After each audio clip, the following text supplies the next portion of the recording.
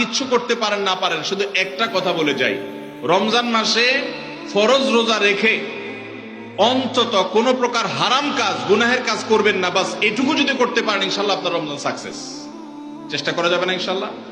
একটা কাজ যদি করতে পারেন আপনার রমজান ইনশাল্লাহ সফল। সেটা হলো ফরজ রোজা রাখলেন, 5 ওয়াক্ত নামাজ তো ফরজ পড়বেনই, ফরজ কাজগুলো করলেন আর গুনাহ থেকে বেঁচে থাকলেন। কোনো হারাম কাজ করলেন না, ঝগড়াঝাটি করলেন না, মিথ্যা বললেন না, চগলখড়ি করলেন না, গীবত করলেন না, কাউকে ঠকাইলেন না, 2 নম্বর কাজ করলেন না। এই গুনাহমুক্ত যদি রমজান কাটাইতে পারেন আপনার রমজান সাধনা সার্থক ইনশাআল্লাহ। রমজান মাসে কন্যার বাড়ি থেকে ছেলের বাড়িতে ইফতার না পাঠালে শ্বশুর শাশুড়ি গালমন্দ করে, এমন অবস্থায় কি করা উচিত? কন্যার বাড়িতে কি ইফতার পাঠানো উচিত? আপনার কাছে জানতে চাই। ভাইরা আমার, আমাদের সমাজে বহুল প্রচলিত, বহুল প্রতিষ্ঠিত কুসংস্কারগুলোর মধ্যে থেকে একটি হলো এটি যে মেয়ের বাবার বাড়ি থেকে রমজান আসলে ইফতারের বিভিন্ন আইটেমের জন্য ছেলে, ছেলের মা, ছেলের বাবা, ছেলের গোষ্ঠী, ছেলের বিভিন্ন মহিলারা, ওই ফ্যামিলির তারা অপেক্ষায় থাকে। আল্লাহর জমিনে যদি 10টা নিকৃষ্টতম ছোট লোকই থাকে তার একটা হলো এইটা। যুবক ভাইরা, কোন যুবক হাত তুলে বলতে পারবেন যে আমার শ্বশুরবাড়ি থেকে রমজান উপলক্ষে এরকম কোন ভিক্ষাবৃত্তি আমরা করতে দেই নাই?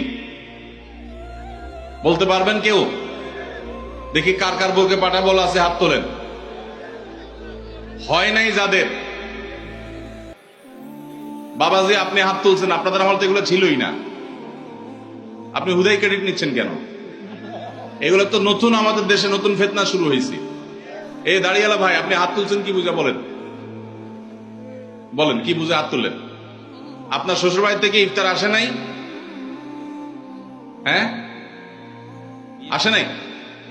বিয়ে করছেন? হ্যাঁ, বিয়ে করছেন, শ্বশুর বাড়ি থেকে ইফতার আসে নাই? গরিব তারা, মানে কারণ কি? ভাইয়ের আমার, এদেশ থেকে যৌতুককে ওলামায়ে কেরাম মিম্বর থেকে, মাহফিলের মঞ্চ থেকে ঝেঁটিয়ে বিদায় করেছেন আলহামদুলিল্লাহ। যৌতুকের অভিশাপ থেকে এদেশকে মুক্ত করেছেন ওলামায়ে কেরাম। এক চিঠিয়া আবেদন এদেশের ওলামায়ে কেরামের এই কাজটা। যৌতুক চলে গেলে কি হবে? ইফতারের নামে যৌতুক এখনো বাকি আছে, এইটা আমাদের দূর করতে হবে কি হবে না? অনেক যুবক আছে তারা বলে যে আমার শ্বশুরবাড়ির লোকেরা খুশি মনে দেয়। ভালো করে শুনে রাখেন, 2 নাম্বারের অপর নাম হলো এখন খুশি মনে দেওয়া। ঘুষখোর সেও বলে খুশি হয়ে দিস, যৌতুকখোর সেও বলে বেহিসাব খুশি হয়ে দিস। শুধু খুশি হয়ে না, জোর করেও দেয়। জোর করে দিবে না কি করবে? তার মেয়েটা শান্তি দরকার তার। আপনি যদি বাপের বেটা হয়ে থাকেন, মুসলমানের সন্তান হয়ে থাকেন, বিনয়ের সাথে শাশুড়িকে বলবেন, শ্বশুরকে বলবেন কোনো কিচ্ছু আমার এখানে পাঠাবেন না, পাঠালে আমি মনে কষ্ট পাবো, উল্টা পারলে আমি দিব। একটা কথা আমি সবসময় বলি ভাই, একটা মেয়েকে কষ্ট করে গর্ভধারণ করা, জন্মের পর থেকে নিয়ে তাদেরকে পড়ালেখা ভরণ পোষণ দিয়ে বড় করে যখন সে সার্বিকভাবে একজন পূর্ণাঙ্গ মানুষে পরিণত হয়েছে, সুশিক্ষিত হয়েছে, সুস্থ সবল হয়েছে, সুঠামদেহী হয়েছে, তখন তাকে ছেলে পক্ষের হাতে তুলে দেয়। সারা জীবন এই মহিলাটার পেছনে ইনভেস্ট করেছে কে? তার বাবা মা। আর ভোগ করছে কে? স্বামী এবং স্বামীর ফ্যামিলি। ঠিক না ঠিক? পড়ালেখা করাইছে মেয়ের বাপ মা, ওই পড়ালেখা দিয়ে, ওই শিক্ষা দিয়া স্বামীর ছেলে মেয়েকে সে পড়ালেখা করায়। ঠিক না ঠিক? রান্না বাড়াটা শিখাইছে তার মা, ওই শিক্ষা দিয়ে রান্না বাড়া করে খাওয়ায় কারে? স্বামীকে, শ্বশুর শাশুড়িকে। ঠিক না ঠিক? তাহলে উচিত হলো ছেলে পক্ষের মেয়ে পক্ষকে এটা বলা।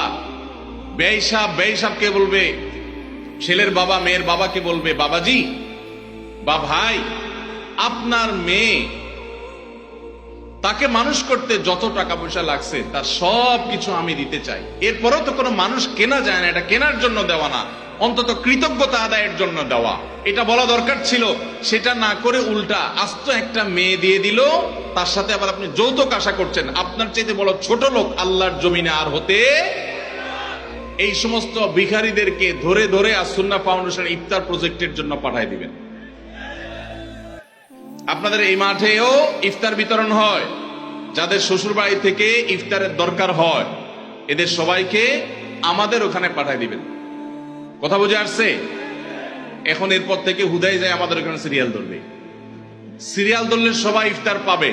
শর্ত হলো সে প্রকাশ্যে ঘোষণা দিবে, আমি শ্বশুরবাড়ি থেকে ইফতার প্রত্যাশী ছিলাম, কিন্তু সেখান থেকে ইফতার পাওয়ার কোনো ক্ষীণতম সম্ভাবনা না থাকায় আমি নিরুপায় হয়ে এখন আসুন্নাহ ফাউন্ডেশনের দ্বারস্থ হয়েছি।